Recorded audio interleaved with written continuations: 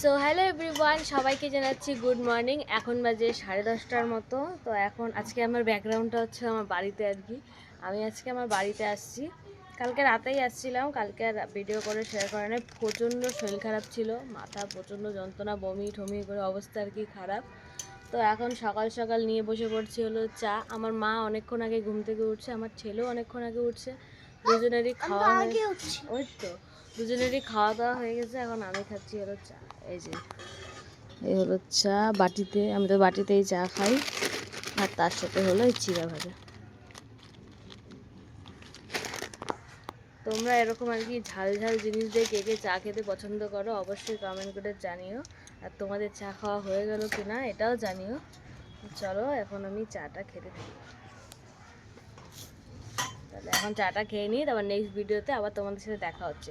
আর ভিডিওটা যদি ভালো লেগে থাকে একটা লাইক কমেন্ট শেয়ার আর ফলো করে পাশে থেকো। আর একটু বলবো, অন্য অন্য ভিডিওতে বলবো।